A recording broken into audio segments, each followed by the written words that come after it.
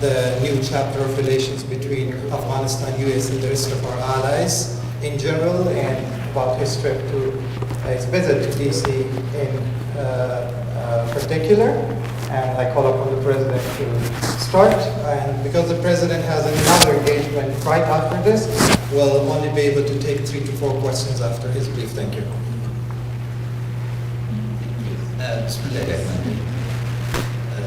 First of all, let me pay tribute to those Americans who paid the ultimate sacrifice in Afghanistan. The exact number is 2,448. Women in uniform who during the last 20 years have served to protect your security and our freedom. This has been a major partnership where the United States is not spared anything in blood or treasure. Second, President Biden's decision is a transformational decision that is going to have consequential results both for the people of Afghanistan, for the people of the United States, in the region. We respect this decision. Now, this are fully satisfied that this decision has been taken in the spirit in which it's offered, which is not abandonment of Afghanistan, but a new chapter in our relationship. This chapter is taking very concrete shape, and the discussions we've had have been very productive and should assure the people of Afghanistan and signal to those in the region who are hedging or betting that they should bet on the Islamic Republic, not on other forces.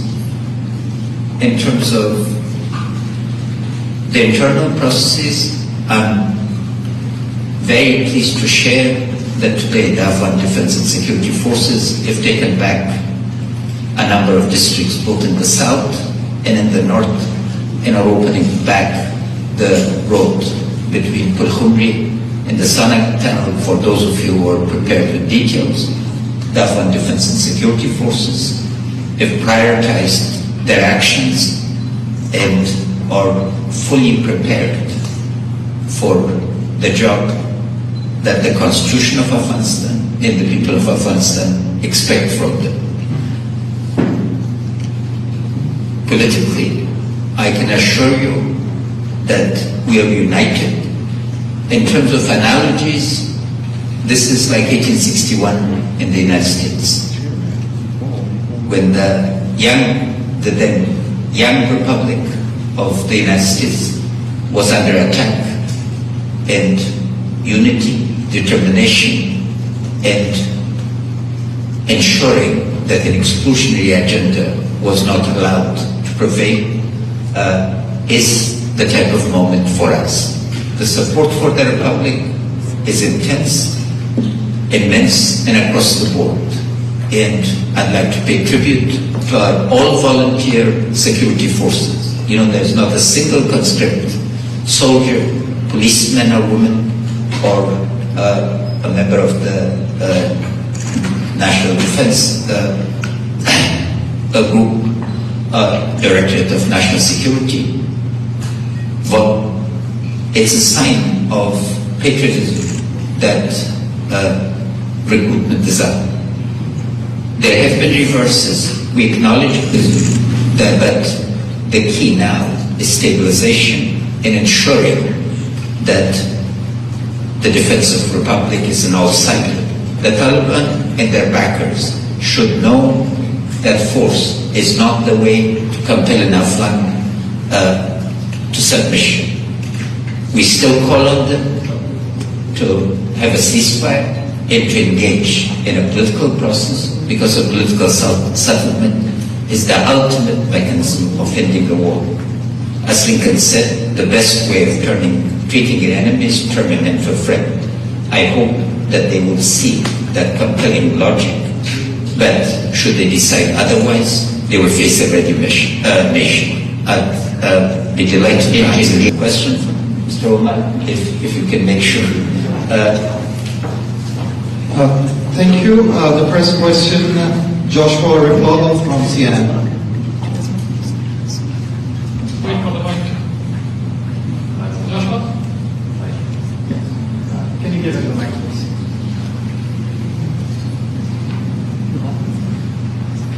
Okay. I didn't know my name was down, but what is the single greatest challenge right now? And did you make any progress or make any headway with your visit with the president? Second question first. Yes, the president clearly articulated that the U.S. Embassy in Afghanistan will continue its functioning. That support of over $3 billion for the Afghan security and defense forces has been requested. That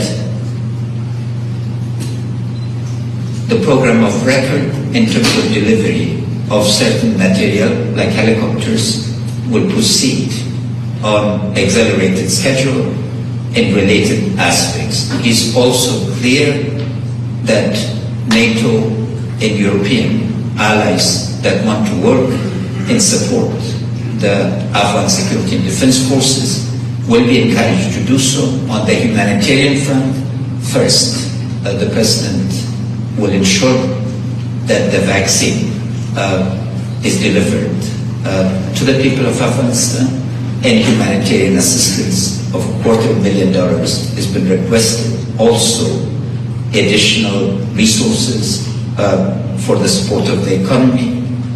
The agenda of support for women and girls is particularly high. I'm equally very pleased with the support that the Congress has shown, both the Senate and the House. We had the honor of meeting majority and minority leaders in the Senate in a bipartisan group, and Speaker Pelosi and Leader McCarthy. Both houses have expressed support. Our challenges are logistical.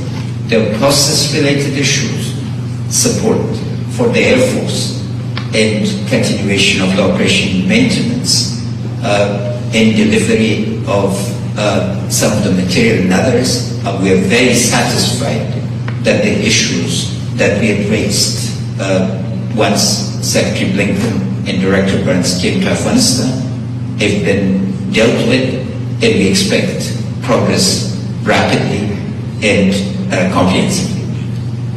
مننه شایسته سازات لامید امریکا کردن شایسته جان د ټولو په نمائندګۍ نام خدا تاسو لاس نفر راغلي د ټولو په نمائندګۍ Thank you very much, Mr. President. It's great to see you. Yesterday, you met with U.S. Senate Republican leader Mitch McConnell, and he hopes that President Biden will delay the withdrawal of U.S. troops from Afghanistan. Was that brought up during your today's meeting? No. The decision of the president has been taken on the basis of very significant national consultation and deliberation. This is a sovereign U.S. decision. We respect that decision. Our course is to manage the consequences and to ensure that the people of Afghanistan rise to the challenge. What we needed in terms of assurance regarding support, both for the legitimate government of the Islamic Republic of Afghanistan and the people of Afghanistan, and particularly in this moment when we are facing both COVID and a drought, for the most vulnerable categories on the one side, and then the majority, the women of Afghanistan, are majorities by several counts, numerically, because also they are part of the youth, and because they have undergone some of the greatest transformation during the last 20 years, and because the Constitution of Afghanistan, especially Chapter 2nd on the fundamental rights, insists upon. The greatest joy of my day is this was prior to the third wave of COVID, is when young group of girls come. These are girls between 8 and 12 usually, and when I ask how many of you want to become president, ends of 90% go up. That's the view of Afghanistan. And we want to make sure that this Afghanistan perseveres, expands, and can ensure its not only survival, but it thrives. Thank you so much. Thank you, Marcel. Thank you. Eric Tucker from AP. Yes, thank you so much.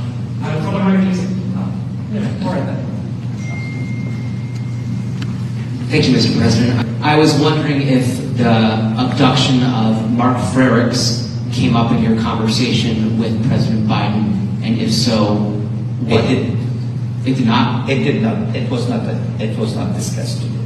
Are you able to say what commitment Afghanistan can make to help secure his release? Any American citizen would be our concern, and we will do everything within our power to make sure that we help. Thank you. مننه. آقای نوری از تلویزیون ملی.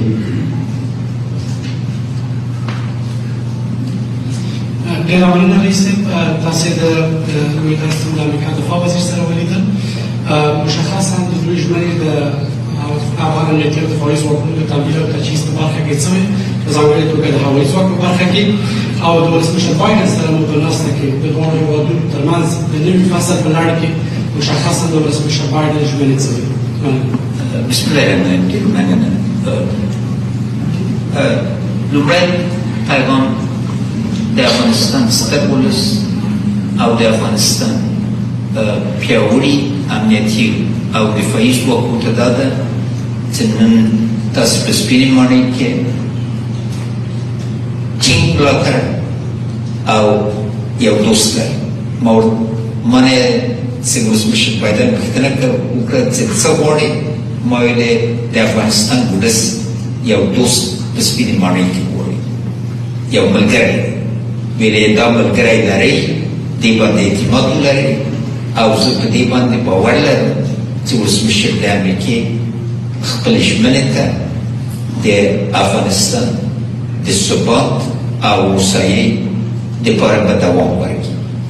مشخصه توګه 3.3 میلیارده ډالر د کانګرس د امریکې د محترم ولسمشر لخوا او د ادارې لخوا له کانګرس نه غوښتنه شوې او کانګرس کې نن موږ ته ډاډ راکړل شو چې دې برخه کې به ګامونه اوچت ګامونه په زر توګه په بیړه اخیستل کېږي. دویم د محترم د دفاع وزیر ځینې ژمنې د تجهیزاتو په باره کې وې چې تفصیل ته ضرورت نشته، اما موږ ځواکو ته به دا ډېر خاص پیغام وي چې زر تر زره انشاءالله تعالی هغه ضرورت چې دوی د هوایي برخه کې لري به ترسره کېږي. همدارنګه راتلونکي میاشتو کې تر څه بینالمللي قواوو ووځي هغه قراردادیان چې د هوایي قواوو د تامین د حفظ المراقبت په برخه کې مسئولیت درلوده، دې ته به دوام ورکړي. پس له هغه نه به تدابیر هم د مملکت په منځ کې او باندې ونیول شي. د سمبولیک له نظر نه زښته ډېره مهمه ده چې ولسمشر بایدن بیا خاص زور په دې واچوو چې د امریکې سفارت په افغانستان کې دوام ورکړي او استازیتوب وکړي د هوایي اډې د امنیت دپاره له ترکانو سره او نورو ممالکو سره مشوره شوې او انشاءالله تعالی زر به نتیجې ته رسېږي. اصلي خبره هم ساده ده.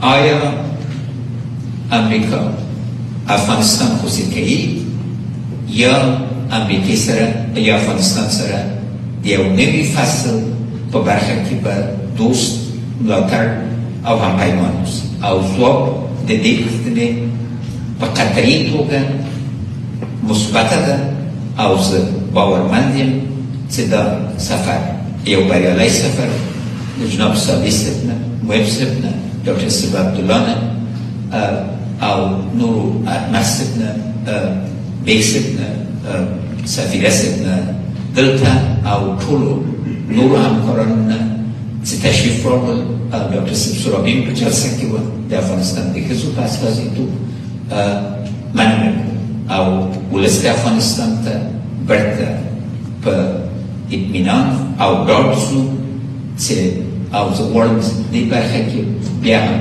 زموږ له امنیتي او دفاعي قواو نه خاصا مننه وکړم چې په هغو اقداماتو یې چې دې دوه ورځو کې خاصتا نن وکړل بیا زموږ ویاړ افتخار او عزت او اراده ټوله نړۍ ته څرګنده کړه. مننه. بخیر اوسئ. Thank you.